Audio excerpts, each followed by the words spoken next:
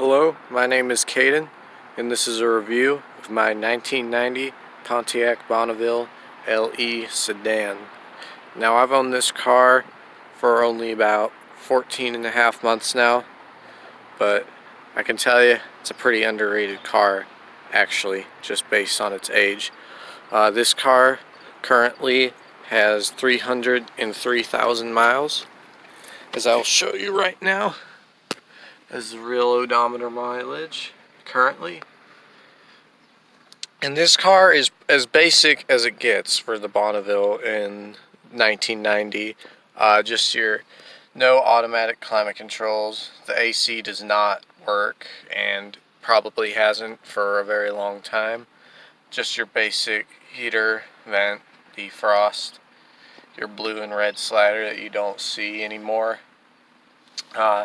I have installed an aftermarket radio and sound system into this car. Comes with all your regular gauges that you should have.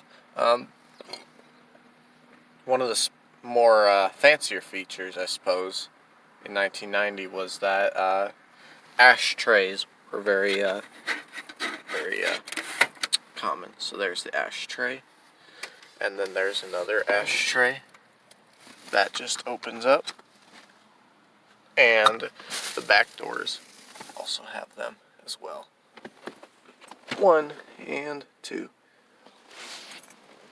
But yeah, this car is as basic as it gets. There's no buttons on the steering wheels as you would find in the SSE models around that year. And for accessories, this car does not have ABS. Overall, this interior is in very nice condition. All the power windows and locks actually work, but the locks kind of stick. And this one's automatic, and it does a little shudder when it gets to the bottom like that. But they do roll up and down, both of them. Rolls up and down. Oh, they are slow, don't get me wrong. You can hate on that all you want. They are slow. The back ones aren't near as bad, but they do all open and close. We'll open the hood, and the hood cable still works. Surprisingly, a car this old, this many miles. Under the hood is your classic 3800 fuel-injected engine. This is one of the more basic 3800s. I know some of the earlier ones, they had the coil packs all up here, and a different setup down here in some newer models.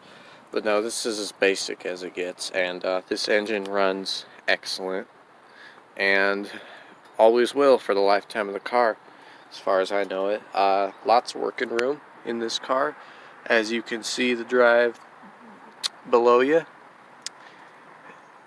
and everything's pretty clean under the engine bay. I do a little bit of dust in it and wiping some spots, but not much. But yeah, pretty simple. Don't have to do much. I've never had to do any engine work on this except for just basic tune-ups and cleaning of these sensors here and the throttle plate and all that. I have done radiator flush, replaced some minor parts like a radiator hose, the heater core broke on me. Also done some cosmetics with the bumper. I have sprayed the bumper and the grill. This car needs a car wash though right now for the moment, but close that. And as you can already tell, this is not the factory hood of the car. This hood is from an Oldsmobile 98 Regency Elite, because the original hood latch broke and it flew up and smashed my windshield driving on the highway. So trunk, lots of trunk space, and I pack this thing full constantly. Have it pretty weighed down actually back here with all my cleaning products and tools and everything else that I need in case I'm stranded. But the rear end of this car is pretty ugly, as you can see. That is actually what the whole car is supposed to look like, but all the paint has faded, or the clear coat, I mean, has faded off, and you know, the tail lenses are all cracked. These cars aren't in junkyards because they're all crushed from what I've been told. Bumpers cracked, all the plastic just cracks on it. It's just how it goes when they make everything with plastic. Some rust, not much.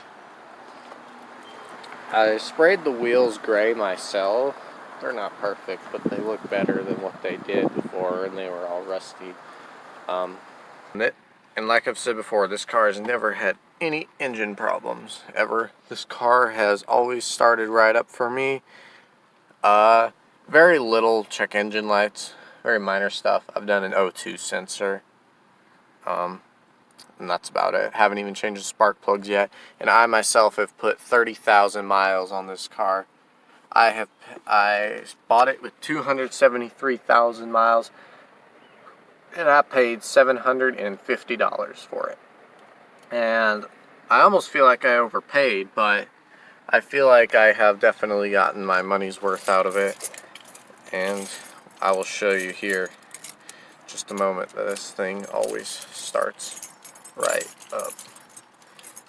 Insert key, turn, start, and that's how you do it. And the idle is always very smooth, never jumps up and down. All the gauges work. This car has never overheated on me, anything. I would say this is one of the most underrated cars of its time, and one of the last cars that GM ever built that was able to last 300,000 miles on original equipment. Suspension in this car, however, needs work, because as you can see, that is not your camera bouncing as much as it is the car. But all the suspension needs replaced. But I don't mind the boat ride that it gives me, so I hope you enjoyed the review of this Bonneville, and always rev up your engines.